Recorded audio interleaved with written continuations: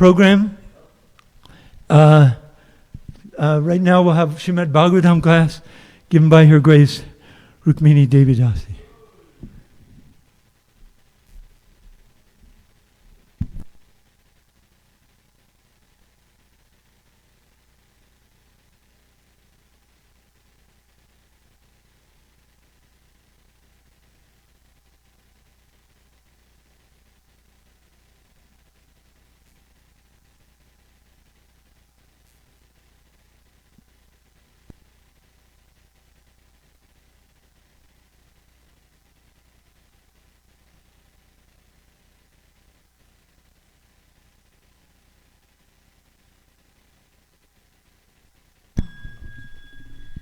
Are you from Mayapur?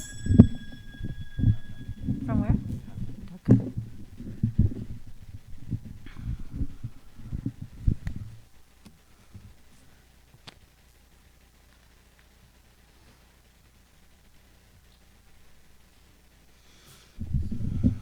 Yeah, I think so.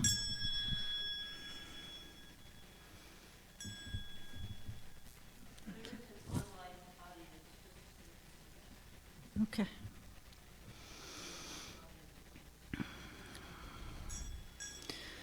So we're reading from Sri Chaitanya Charitamrita, so I'll say some prayers to Lord Chaitanya.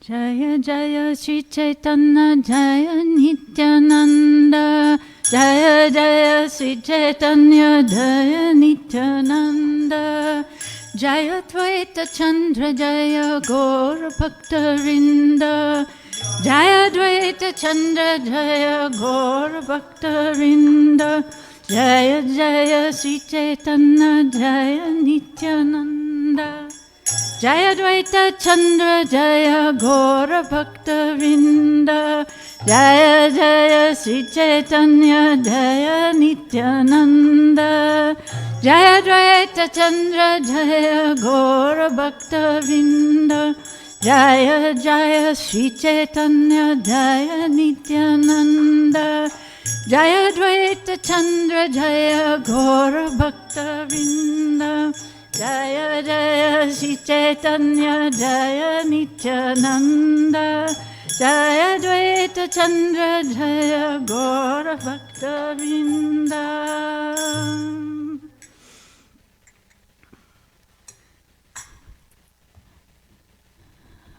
Bande Shri Krishna Chaitanya Nityananda Sahodita Gaudadare Pushpavantra Chitra Sanda Tamonido. Bande Shri Krishna Chaitanya Nityananda Sahodita Gaudadare Pushpavantra Chitra Sanda Tamonido. Ajanulam Vitabhujo Kanakavadato Sankirtanai Kapitaro Kamalaya Daksha Vishwambara Twijabara Nyugadharma Palo Bande Jagat Priyakaro Karanavataro Ananda Lila Maya Vigrahaya Mabhya Divya Chavisundaraya Tasmai Mahaprema Rasa Pradaya Chaitanya Chandraya Namo Namaste. Thank you so much for inviting me to give class at Prabhupada's beloved New Vrindavan community. And we're reading from Sri Chaitanya Charitamrita Adi Lila, chapter 10, verse number 40. Shimakunda Datta Saka Prabhura Samadhyayi Jahara Kirtane Nache Chaitanya Gosani. I don't think, is it on the board? Oh, great. I'll chant it 3 times and then you can repeat. Shimakunda Datta Saka Prabhura Samadhyayi Jahara Kirtane Nache Chaitanya Gosani Shri Mukunda Datta Sakha Prabhura Samadhyai Jahara Kirtane Nache Chaitanya Gosani. Shri Mukunda Datta Sakha Prabhura Samadhyai Jahara Kirtane Nache Chaitanya Gosani.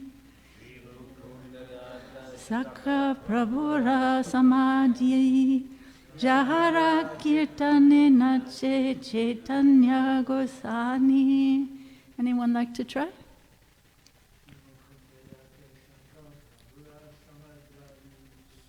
Kunda Datta Sakha Prabhura Samadhyai.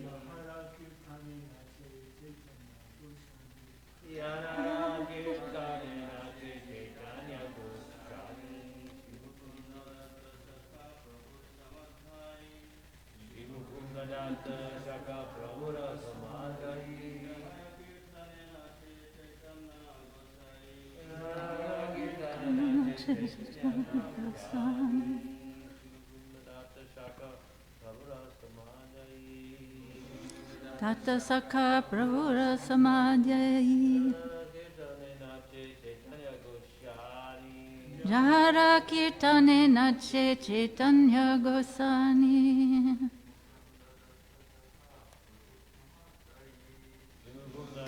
Datta Sakha Prabhura Samadhyai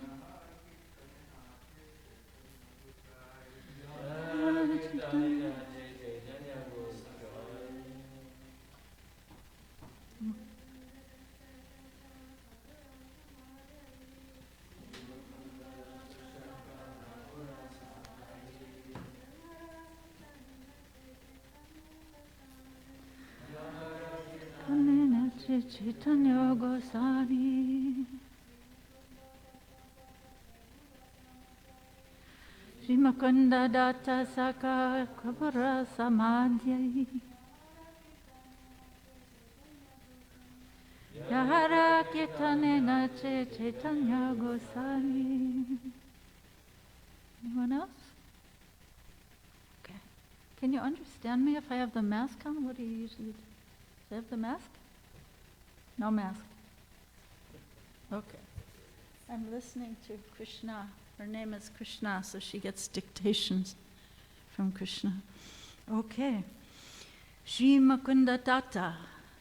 Shri Mukunda Datta. Sakha. Another branch. Prabhura. Of Lord Sri Chaitanya Mahaprabhu. Samadhyai. Class friend. Jahara. Whose. Kirtane. In Sankirtan. Nache. Dances. Chaitanya Gosani. Shri Chaitanya Mahaprabhu. Translation. Mukunda Datta, a close friend of Lord Chaitanya's, was another branch of the Chaitanya tree. Lord Chaitanya danced while he sang. Purport, or let's repeat. Mukunda Datta, a class friend of Lord Chaitanya's, was another branch of the Chaitanya tree. Lord Chaitanya danced while he sang. Purport. Sri Mukunda Datta was born in the Chattagram district in the village of Chanhara, which is under the jurisdiction of the police station named Patia. The village is situated 10 krosas, or about 20 miles, from the home of Pundarik Vidyanidhi. In the Gora Ganadesh Dipika 140, it is said, Raje Stitao Gayakao Yao Madhu Kanta Madhu Vrato Mukunda Vasudevao Tan Dato Goranga Gayako. In Vraja, there were two very nice singers named Madhukanta and Madhuvrata. They appeared in Chaitanya Lila as Mukunda and Vasudev Datta, who were singers in the society of Lord Chaitanya Mahaprabhu. When Lord Chaitanya was a student, Mukunda Datta was his class friend, and they frequently engaged in logical arguments. Sometimes Lord Chaitanya Mahaprabhu would fight with Mukunda Datta using tricks of logic. This is described in the Chaitanya Bhagavat Adi Kanda chapters 11 and 12. When Lord Chaitanya Mahaprabhu returned from Gaya, Mukunda Datta gave him pleasure by reciting verses from Srimad Bhagavatam about Krishna Lila. It was by his endeavor that Gadadhar Pandit Goswami became a disciple of Pundarik Vidyanidhi, as stated in Sri Chaitanya Bhagavat, Madhya Kanda, chapter 7. When Mukunda Datta sang in the courtyard of Srivas Prabhu, Mahaprabhu danced with his singing, and when Lord Chaitanya for 21 hours exhibited an ecstatic manifestation known as Satta Praharya, Mukunda Datta inaugurated the function by singing. Sometimes Lord Chaitanya Mahaprabhu chastised Mukunda Datta by calling him Kada Ja Tiya Beta, because he attended many functions held by different classes of non-devotees. This is stated in the Chaitanya Bhagavat, Madhya Kanda, chapter 10. When Lord Chaitanya Mahaprabhu dressed himself as the goddess of fortune to dance in the house of Chandrasekhar, Mukunda Datta began the first song. Before disclosing his desire to take the renounced order of life, Lord Chaitanya first went to the house of Mukunda Datta, but at that time Mukunda Datta requested Lord Chaitanya Mahaprabhu to continue his Sankirtan movement for a few days more before taking sannyas. This is stated in the Chaitanya Bhagavat Madhya Kanda, chapter 26.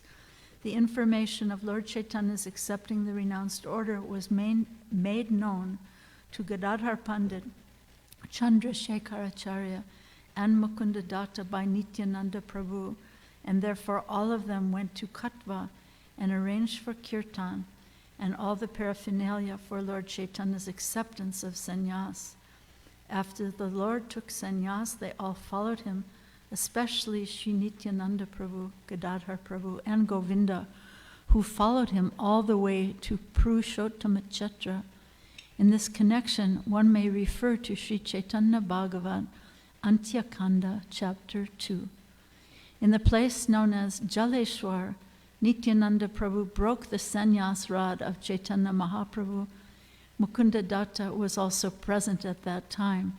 He went every year from Bengal to see Lord Chaitanya at Jagannath Puri. Om Ajnana Timirandasya Gyananjana Salakaya Chaksun Milatam Yena Tasmai Shri Gurave Namaha Shri Chaitanya Manobhistam Stapitam Yena Bhutale Swayam Rupa Kadamayam Dadati Sapadantikam Namahum Vishnu Padaya Krishna Prestaya Bhutale Srimate Bhakti Vedanta Swaminiti Namane Namaste Saraswate Deve Gauravani Pracharine Nirvishesha Sunyavadi Paschatya Deshatarane Mukam Karoti Vachalam Pangolam Gayate Girim Yatkripastamangang Bande Shri Gurun Dinataranam Vanchakapatarubhyascha Kripasindhu Bhaevacha Patitanam Pavanebhyo Vaishnavebhyo Namo Namaha Jai Shri Krishna Chaitanya Prabhu Nityananda Shri Advaita Gadadhar Shivasadi Gaura Bhaktavinda Hare Krishna Krishna Krishna Hare Hare Hare Rama Rama Rama Hare Hare.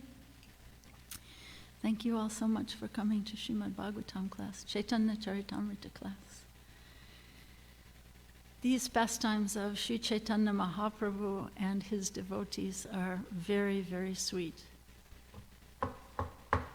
And we need to study their moods very carefully and very deeply. Their moods of ecstatic love, respect, and caring for each other's welfare, praying for each other to be blessed by Lord Chaitanya all are so exemplary. This is a culture of worshiping the feet of the other Vaishnavas. So yesterday, Sankirtan Prabhu gave such a lovely class, and he was speaking about how he first came to the temple. He was living on the Lower East Side of New York City, and he first came to the temple at 26 Second Avenue, which is where I received Gayatri, the Gayatri mantra in that temple. That was the second temple. And he said that, he and his wife, they were together even then, and they were sitting hearing some philosophy from one of the devotees, and he thought the philosophy was nice, But then, when another devotee came in, and the devotee who was speaking to them fell to the floor, and both of those two devotees offered obeisances at each other's feet, and then stood up and were embracing each other, that is what captured his heart. He thought, oh my God, who does this? Who in the world does this? Where do you ever see this? So it was so moving for him to see that, and it was overwhelming for him. So this is the culture of ecstatic love and respect, rooted in humility and inspiration to serve the Lord. So, again, as he was saying yesterday, it's much more than a religion. It's a das, anudas culture. It's a culture of, I am your servant. I am your servant's servant. How can I serve you? How can I smooth your path so that I can help you come to the lotus feet of Krishna? So recently I heard a quote from Albert Einstein, and he said, our technology has exceeded our humanity. Our technology has exceeded our humanity. And Albert Einstein died in 1955, so I'm sure he could hardly imagine the leaps and gains of our technology in the world since the 1950s. So I think it's really important that we in ISKCON, we have to be very vigilant. The culture of the internet world, the gossip, the prajalpa, the criticizing, the blasphemy, tearing other people down who don't look like me or think like I do. We have to be very cautious that this materialistic, degraded culture doesn't seep into our dealings between Vaishnavas. We have to be so vigilant to imbibe the culture that we see exhibited between Lord Chaitanya and the devotees in Sri Chaitanya Charitamrita. And we have to make that our own. We have to make that our sacred culture also. Jesus Christ told his disciples, I am sending you out. This is a good one for the book distributors. He said, I am sending you out as sheep amongst wolves. Be as wise as a serpent and as innocent as a dove. It's a great instruction. So what does it mean to be as wise as a serpent? Usually we hear about snakes being envious. This is not talking about being envious. It means to be vigilant, to be aware, to be always careful, to avoid offending others or taking offense from the things others may do or say. At the same time, to be vigilant, to protect the fragile bhakti creeper that's so precious, that's growing in my heart. Just like here in New Vrindavan, there's so many wonderful gardens. So a garden has to have boundaries, right? Keep the raccoon out, keep the deer out, and to protect those special plants inside so that they can come to be offered to Radha Vrindavan Chandra. Right? A healthy person has boundaries that keep the good things in and the troublesome things out. And an unhealthy person has boundaries that keep the troublesome things locked in. Nobody should know, right? And the helpful things Keep those out. So in Krishna consciousness, we're supposed to learn discernment. So this is this idea of be as wise as a serpent. This is discernment that we are supposed to learn by trying to come to the mode of goodness in order to fly to transcendence. In order to approach transcendence, we have to come to the foundational behavior of the mode of goodness. Just like if you want to fly from New Vrindavan to LA or London, first you have to get a ride to Pittsburgh, right? And then you have to get to the airport, and then you have to get on the plane, and then you fly. Right? So in the same way, if we want to approach Lord Sri Krishna, who is the supreme pure, we also have to try ourselves to become pure. We have to come to the mode of goodness before we can fly into transcendence. We have to be aware to honor all living beings as oneself, right? Which to speak of other devotees, other people on the path. In Bhagavad Gita, 12th chapter, there's a list, a wonderful list of how to become dear to Krishna. Several things we can try to do, try to realize within oneself, several things that we're advised to do in relationship between ourselves and others, how to respond when certain things happen to you, and ultimately how to approach the Lord himself, right? This is precious instructions given in Bhagavad Gita, 12th chapter. So that my two personal favorite ones that are on that list in the 12th chapter are, one says, he by whom no one is put into difficulty. Isn't that beautiful? He by whom no one is put into difficulty. So in other words, the things I have to do today should not put anyone else into difficulty. I shouldn't be trampling on someone else in order to achieve my goals or whatever I'm doing in a day. And the other one that I like so much is one who is not dependent upon the ordinary course of activities, right? So in other words, the conditions shouldn't have to be perfect or even favorable for me to serve. And such a devotee is very dear to Krishna, Krishna says himself. And Bhagavad Gita, 13th chapter, there's a list of what constitutes knowledge. It's a long list of 20 different things. But the first 5 on the list, it's amazing.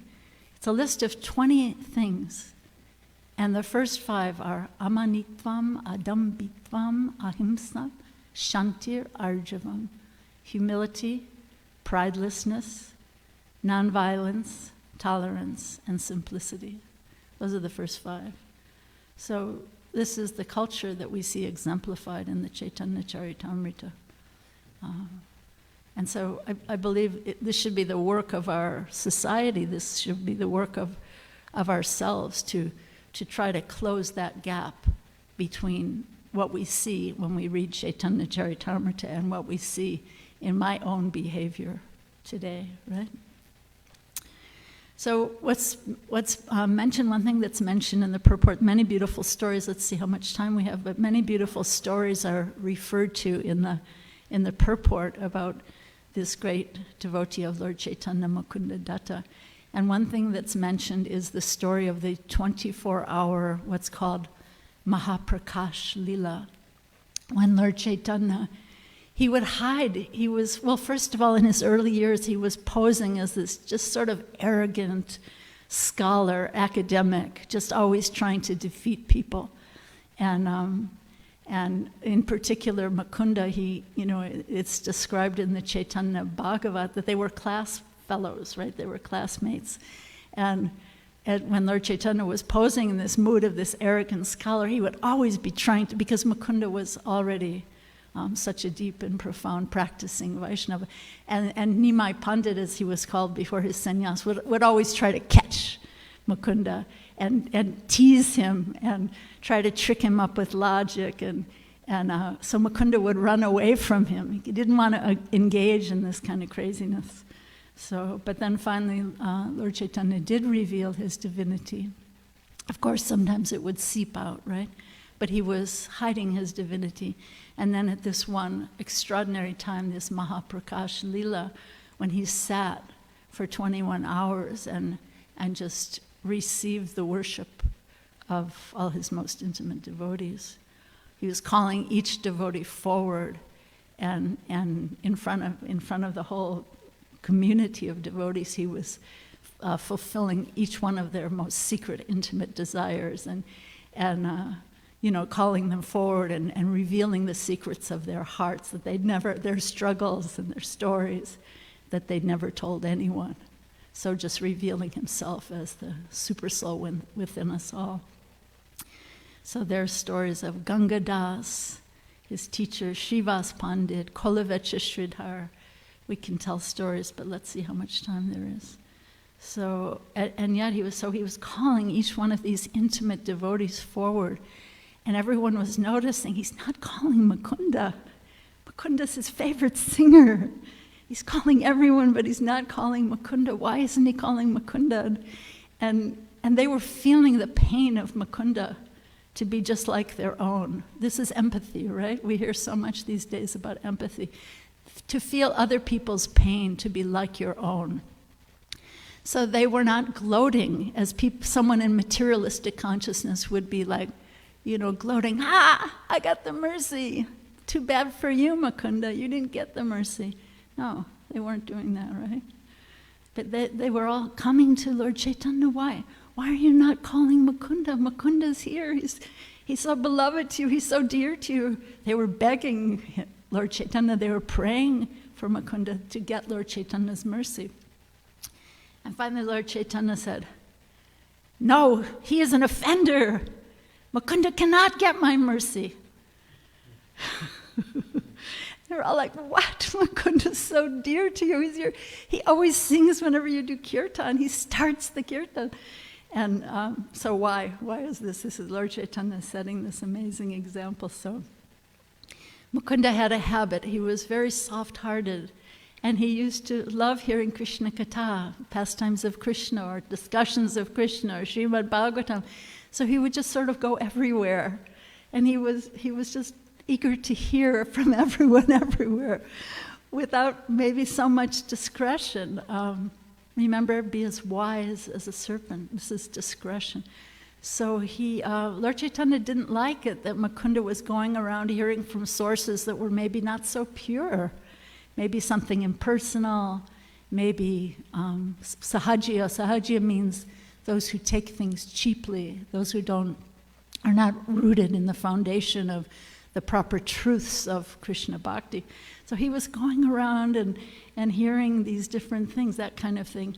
So Lord Chaitanya said, no, he cannot get my mercy. And then they're begging Lord Chaitanya, all the devotees en masse, right? They're all begging him, but when can Mukunda get your mercy? And Lord Chaitanya finally said, he cannot get my mercy until after 10 million births. Which, just imagine how devastating, how heart-cracking that would be to hear about your beloved godbrother. He can't get my mercy until 10 million births.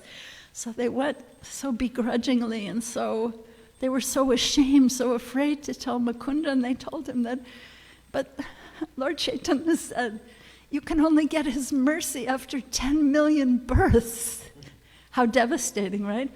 And so then Mukunda, this is the example of pure devotion, Mukunda started dancing in ecstasy, and he was saying, I will get, after 10 million births, I will get the mercy of Lord Chaitanya. So this is love, right? This is determination combined with patience. Not like us today in Kali Yuga, right? If it's not easy, if it's not fast, wham, bam, right? If it's not easy, if it's not fast, I don't want it. I give up. I'm leaving. Somebody said boo to me. I'm leaving. Forget it. I can't deal with this. He was so determined, so fixed in perfect love that he's dancing in ecstasy that yes, after 10 million births, I will get the mercy of Lord Chaitanya. So he is our great Acharya. So I wanted to share a story with you that it's a little bit of a similar story. In 1974, I was living in Vrindavan, and this is when the Krishna Balaram temple was under construction. And And it was really just a construction site. There were holes everywhere in the ground, and the temple was running late. Maybe you've heard this story of how Prabhupada came and he had invited devotees and VIPs from all over the world to come, and the temple wasn't open yet. So that's another whole story. But at this time, before Prabhupada came, I was there. There was a small crew of devotees doing some service, and Prabhupada had a very simple godbrother. His name was Anand Prabhu. He was very simple, very pure, and he had received an instruction from his guru Maharaj Srila Bhaktisiddhanta Saraswati Thakur that he should feed every living being in Vrindavan. So he was cooking for the devotees every day, and he would always make extra chapatis so that he could rip them up into little pieces and feed them to the peacocks afterwards. And I used to help him. I used to sit with him and break the chapatis into little pieces. And he didn't really speak English, but he would go, I was breaking the pieces into pieces that were too large, and he was going small, small, more, small. More means peacock, right? So the peacock has a very small neck. You don't want them to choke.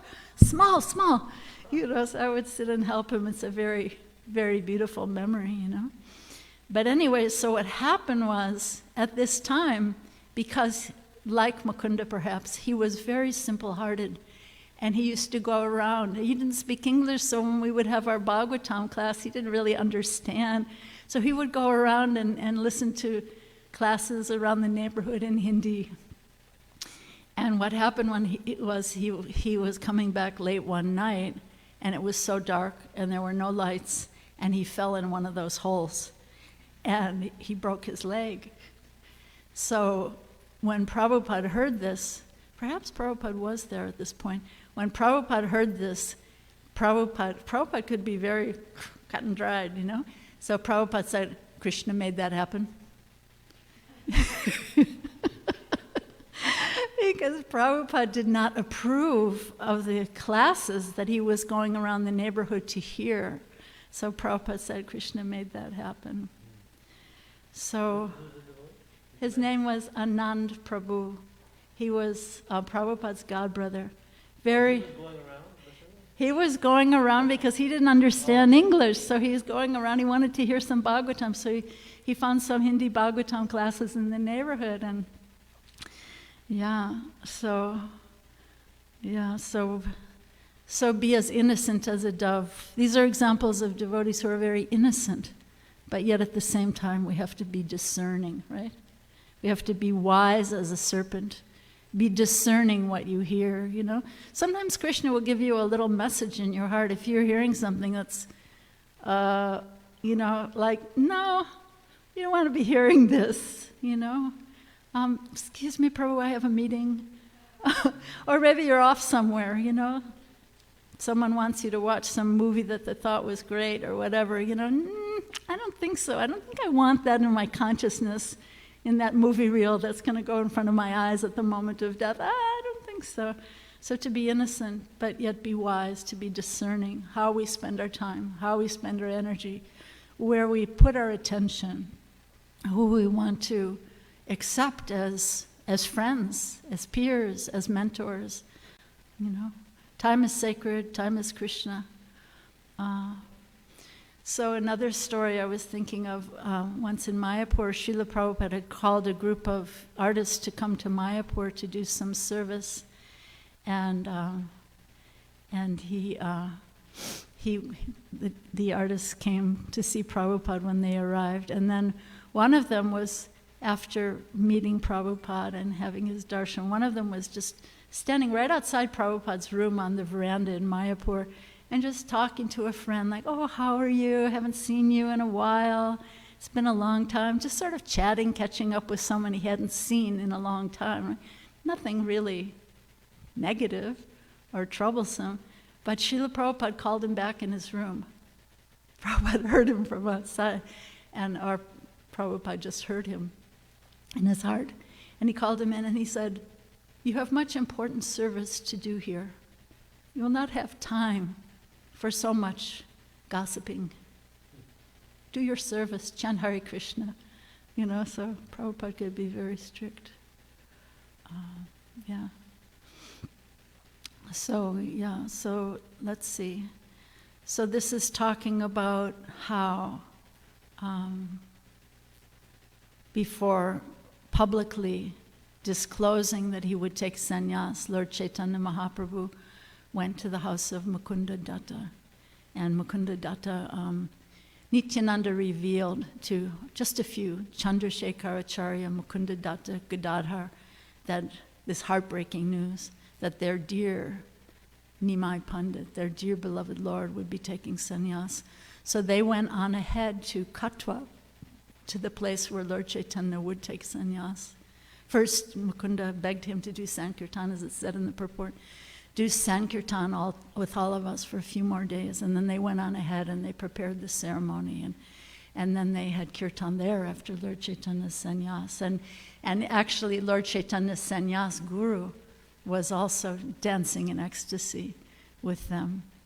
And it said Lord Chaitanya whispered the sannyas mantra in the sannyas guru's ear first. He said, "Is this the correct mantra? I'm not sure." Whispered it in his ear. And then the sannyas guru whispered it in Lord Chaitanya's ear. So in one sense, Lord Chaitanya initiated him also. And then he danced. He was also, even though he was in a Mayavadi line, he was also an ecstatic devotee and dancing with them. So then there's another story that's mentioned here that's a very important story in our tradition. It's a story about making assumptions. So it's a story, it's mentioned in the purport that the home of Mukunda Datta, which is now in Bangladesh, was very near the home of Pundarik Vidyanidhi. So Pundarik Vidyanidhi was a great, great devotee, and according to the Gaura Ganadesh Dipika, he was Radharani's father in the Vrindavan Lila. And when he was coming, I guess, as far as I understand, he also had a home in Navadvip.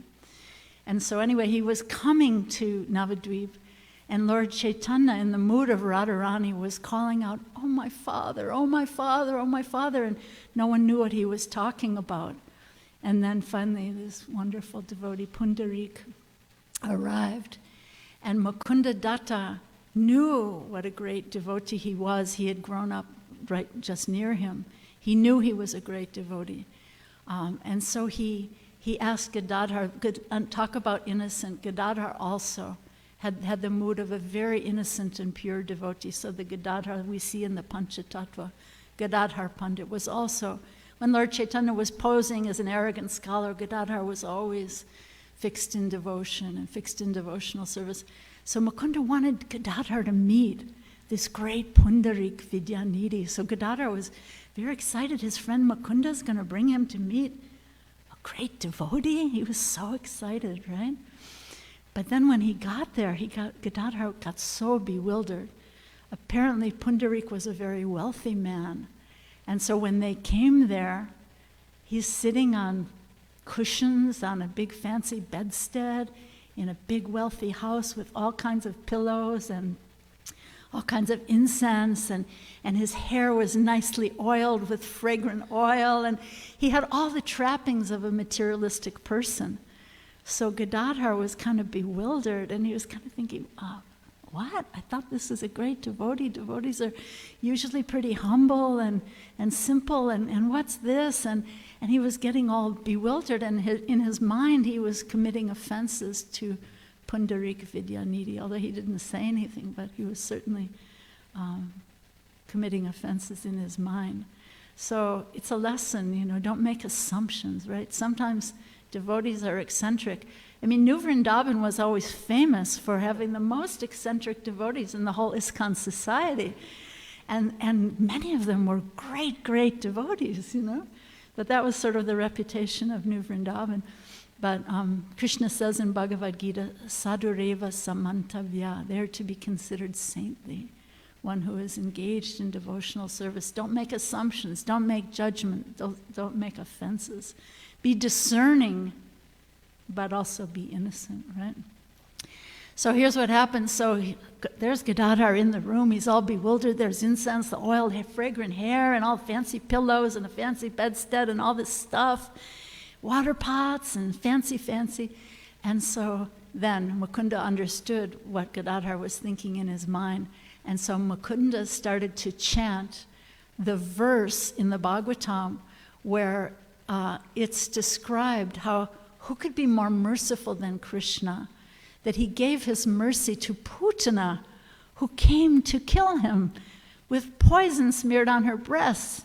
She was coming with the intention to kill him, but still Krishna accepted her as his own mother and gave her a place in the spiritual world as his nurse, as his mother. Who could be more merciful than Krishna? This is a very, very outstanding verse in Srimad Bhagavatam. And so what happened was when Pundarik Vidyanidhi started to hear this verse being recited, he could not control his devotional ecstasy, and he started crying and falling over and fainting and just, he was overwhelmed with ecstatic love that usually great devotees try to control. They, great devotees try to control those ecstatic feelings. They don't want to exhibit them to outsiders, to people, just to make a show, Lokanath Swami talks about chili bhaktas, where they sometimes, in Bengal, these kirtan singers would put chili up their nose so that they'll cry and cry and cry. He calls them, Lokanath Maharaj calls them chili bhaktas. Yeah, so not like that. So here's an authentic devotee. He was hiding his ecstasy, posing as a materialistic person. So then, then he's overwhelmed. He started smashing everything in the room, smashing the water pots and smashing the bedstead and smashing the pillows and just until he completely fainted in ecstasy. So then Gadadhar realized, whoa, I've made a big offense by my assumptions. So then afterwards, Gadadhar he felt so bad that he'd made an offense to such a great devotee, and what should I do? What should I do? So I believe he asked Lord Chaitanya, not positive about that, but he asked Lord Chaitanya and Lord Chaitanya, I believe it was Lord Chaitanya, excuse me, I didn't get a chance, don't have my resources here. And I guess it was Lord Chaitanya advised him to take initiation from Pundarik Vidyanidhi. So out of his beautiful humility, he accepted initiation from Pundarik Vidyanidhi and became his disciple. So, yeah, if you look at the letters of Srila Prabhupada, they are very edifying. And of course, when you read Prabhupada's letters, you don't have the letter that was sent to Prabhupada, but sometimes you can infer from hearing Prabhupada's response. There's one letter to Srila Prabhupada where apparently it was a temple president who was complaining to Srila Prabhupada about one of the book distributors. And he was saying, he's this and he's that, and he causes this problem, causes that problem. And then because Prabhupada repeats it, he must have said, but I have to give the devil his due. He is a very good book distributor. So Prabhupada says, you say you have to give the devil his due, that he is a very good book distributor. And then Prabhupada said, so charmingly, he said, so my advice to you is that you should try to tolerate him the way I try to tolerate you.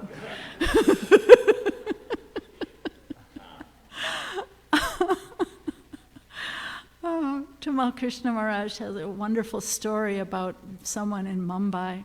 They were trying to build this Mumbai temple, and there were so many difficulties and so many problems.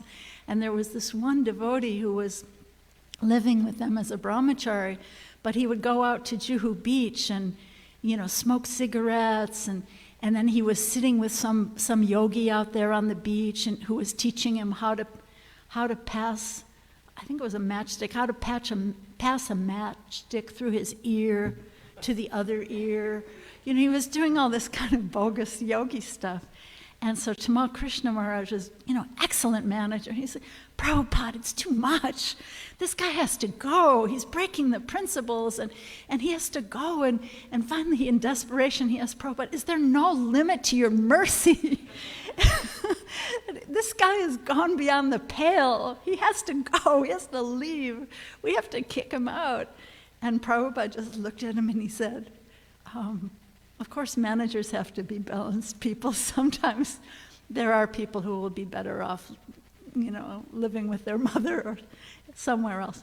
Anyway, so Prabhupada just looked at Tamal Krishna Maharaj and he said, you do not understand the extent of Lord Nityananda's mercy. You do not understand. So, yeah. I wanted to share a story. There's someone else who, I think he spent some time in New Vrindavan, Kusakrata Prabhu. He was here for a while. Yeah, I think he was here for a while.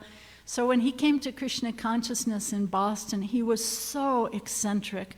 I mean, I can't even, while sitting on this asana, I can tell you some of the things he was doing. But he was so eccentric.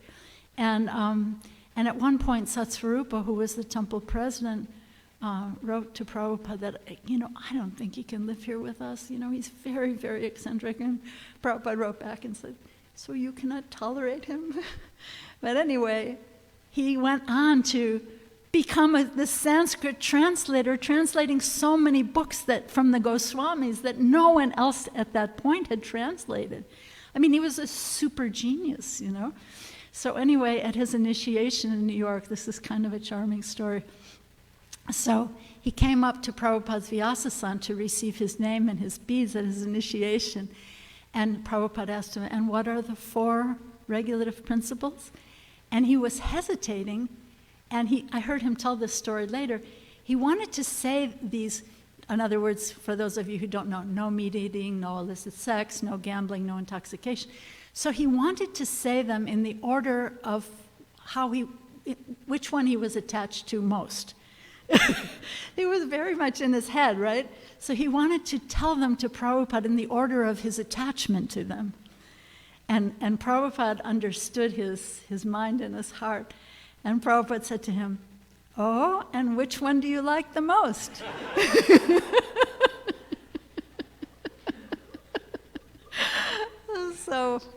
So the point is, we should not make assumptions. And obviously, if you're a temple manager, you have to use your good discretion. Sometimes you have to tell people, well, it's the best thing for your spiritual life that you not be living in the temple right now. Maybe after some time. But anyway, in conclusion, I want to leave some time for discussion, but in conclusion, Vaishnavas might not fit the mold, like Pundarik Vidyanidhi, like Kushakrata Prabhu, like so many others. And my assumption of what they should do or should not do, may not be correct, Try to see beyond their exterior, try to see their devotion, try to serve them, honor them, wish them well, and try to never offend them or take offense. Sometimes we hear devotees talking about not offending devotees, but then so easily we get, oh, I'm so offended. What? Who am I to be offended by anyone? I'm your servant, right? So these are a few thoughts. Don't offend devotees in person, behind their back, on the internet. Devotees are Krishna's heart, right? Sadavo hridayam mayam, sarunam hridayam tvaham, mad anyate najananti, naham te vyo manag api. The devotees are always in my heart, Krishna says, and I am always in the hearts of my devotees. The devotee does not know anything beyond me, and I also cannot forget the devotee. Thank you so much, Haribo. So does anyone have what was important for you here? What was any reflections or any feedback? What's a takeaway for you? What are you going to share with someone later today or tomorrow? Or if you have any questions or anything to bring up.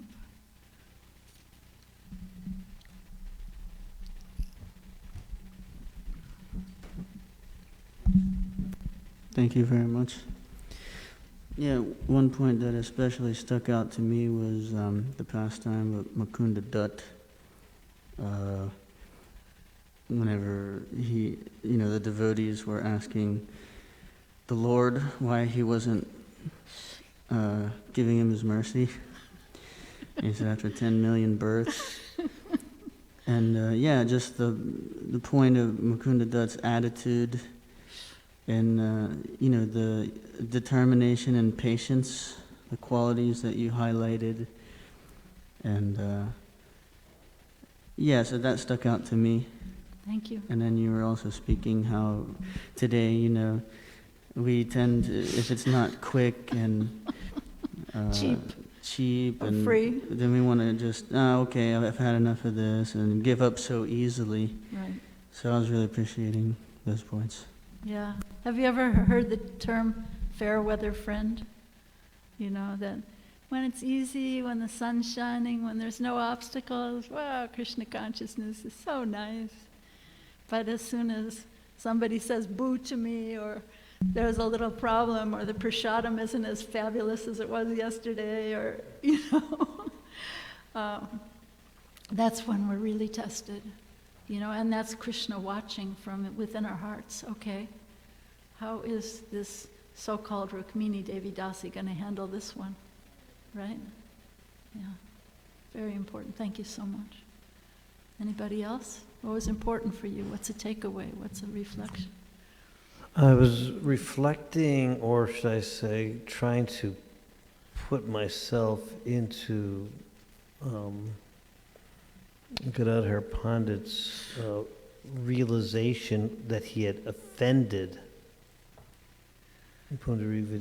what kind of shocking emotional experience that he went through at that moment when he realized, oh my God, I have offended a great devotee. And to seek a remedy for that, as we know how destructive it is to offend a devotee. So He hadn't even spoken anything, right? It was just all in his mind, right? Yeah, he was. Yeah, that was a very eye-opening kind of part that I'm remembering of that Lila, because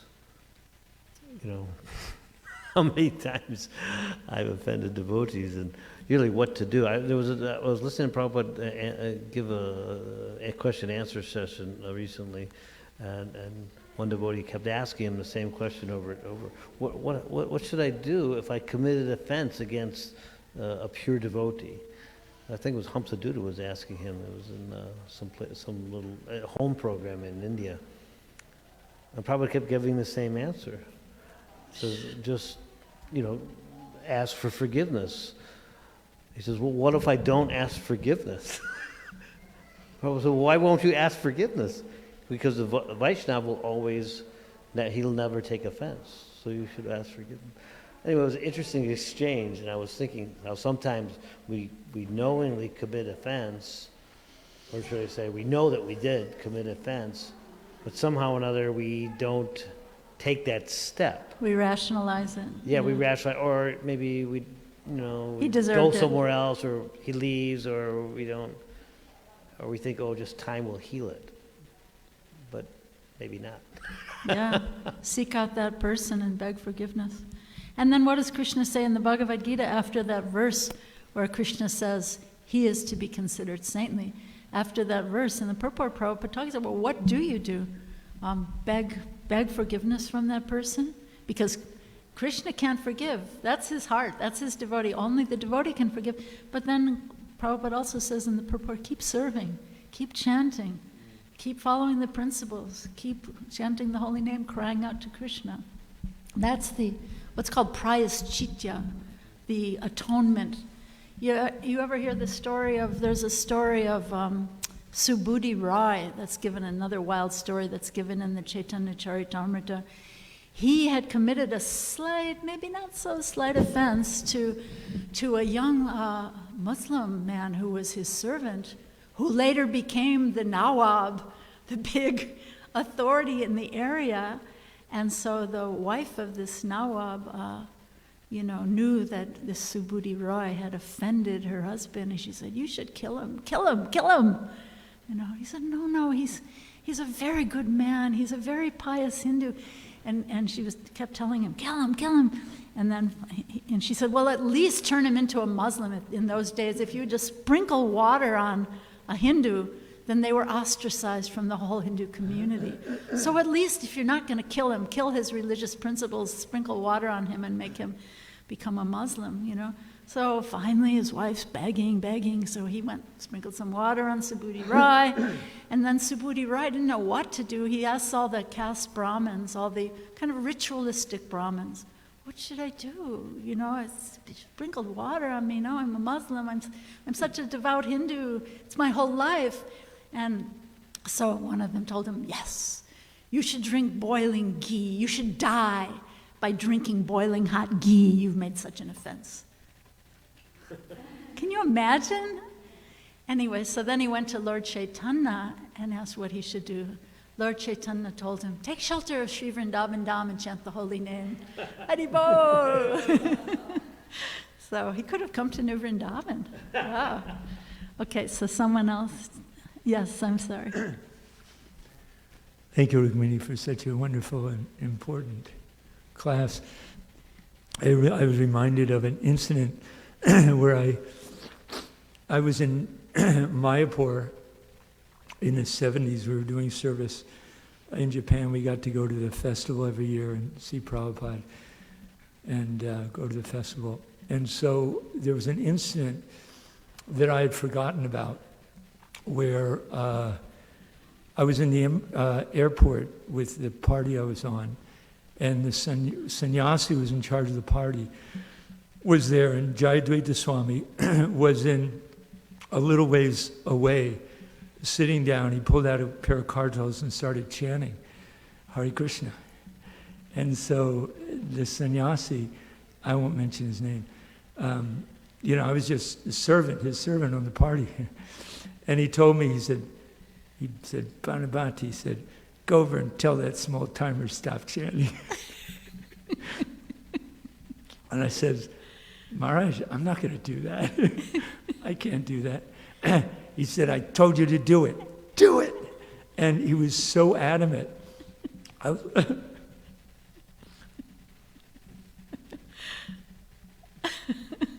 was like trembling. I was so scared. So very humbly, I went over to him and I said, Maharaj, really sorry to disturb you, but Maharaj is wondering if you could, I don't know if I said be a little quiet or stop chanting. I don't think I even said stop chanting. And he got so mad and so angry at me. And I went back and I'm like, oh my God, you know, I offended him. And I totally forgot about that happening. And I hadn't seen Jayadvaita Maharaj for many, many, many years. And then I went to